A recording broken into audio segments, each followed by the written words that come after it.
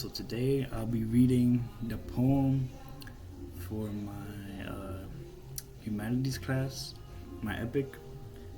If there's a little audio in the background, my parents, they have people over and there is some music playing in the background, so sorry about that. Today I brought the jersey I'm wearing is from Liverpool FC. That's my favorite club. It's like the club I support for a very long time now. The cleats I was wearing that day from the story and the ball from that day as well. I got them both here. And here we go. Here's the poem. Down 3, raising an epic of the pitch. Call this an epic, but not one about gods. This is about grass stained green under two teams, a clock that would not slow down, and a scoreboard that felt like a verdict. We were down 3 goals before the half even ended. My team felt like I don't know how to pronounce it probably, but the Encancha. Under siege, our home ground slipping into enemy hands. No god reached down to fix the score. It's just flesh, breath, and a choice. Fight or fold. There's not a story about a mind. This is not a story about a mind at war with itself. There's no inner dragon here, nothing to forgive him myself. The enemy wore another jersey and grinned at us from across the field. Like Odysseus tied to the mast, I heard the storm coming and I did not look away. My teammate answered first. He struck from the outside of the box and the goal cracked the silence of our bench, cutting the deflect into 2. Something shifted in me watching him do that. If he could put a dent in the wall, so could I. That goal was a call to action. I did not plan to be a hero that day, but I was called into it. Courage came next, and there the Greeks called it. Not the absence of fear, but a choice to keep running anyways. My lungs were burning before I even touched the ball. My legs already worn out from the first half, wanting to quit. I told him no. This is the moment I trained for. Savo understood this feeling long before anyone had a modern word for it. The saying, the way wanting something badly sits in your chest like a second heartbeat. I felt that ache as the ball came to my feet. Not romance, not God, just a plain, urgent want to lose, to not go home empty-handed.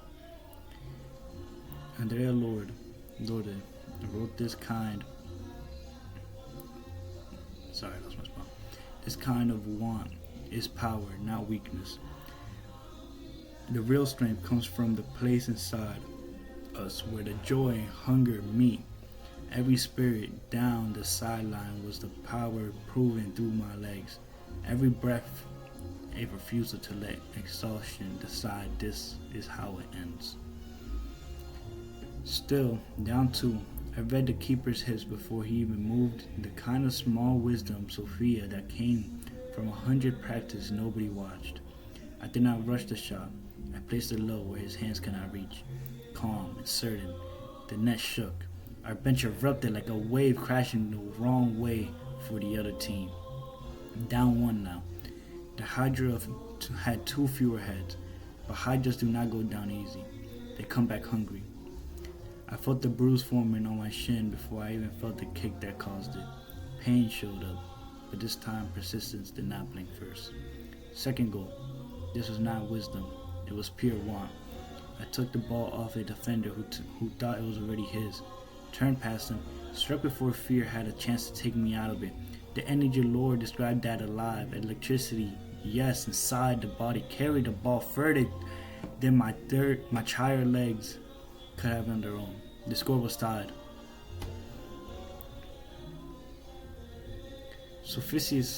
Seraphinius tempered acts something different of me now. A tie game brings its own kind of danger. The urgent to want to be the whole story, to focus a moment instead of letting it come. I made myself wait. I made myself trust the game instead of my own ego. A hero who takes is not yet whole, the Greeks would say. And Justice Dawoski asked me to remember something simple. This comeback did not start with me. The first of our 4 goals belonged to my teammate, not me. and the wall would have cracked without his strike. I did not do this alone. I just finished it. My third goal, the team's fourth came from the final minutes. It was a header off the corner that I do not fully remember choosing to take, but then courage, wisdom, temperance, and justice were not the separate virtuous anymore that had fooled anyone into motion. One body acting on instinct. The ball crossed the line. The lead was ours. The roar that followed did not come from Olympus. It came from the 22 tired players on one side. That was homecoming Homer wrote about. The moment Odysseus finally saw smoke rising from his home, not quite drift back, but the arrival earned by every scar along the way. Dr. LJ reminded us that the old poets never sang about gods and monsters. They sang about the show that ordinary people can carry extraordinary weight that Homer wandered. A human refusing to stay small. I did not fully understand the lesson until I was out there bleeding on real glass. When the final whistle blew, I did not feel like someone's God's playing. I felt a person had been tested and not broken. My shins were bruised, my lungs were burning, and my jersey was heavier with sweat than I have ever been with the pride of a kickoff. Even so, I walked off that field feeling taller than I had walked on. This is a bridge between the ancient poets' world and mine. They did not have scored soccer fields, but they had understood what it means to be tested on the long road home. The body pushed. The lessons had not changed in 3,000 years. Heroism is not given. It is taken one breath, one choice at a time. Thank you for my presentation. That was the majority of my poem. And here's the ball. And just having it, because this is not even my ball. I was allowed to take this after the game because of because I scored a hat trick. So this moment means a lot to me, and I'm glad I was able to share it.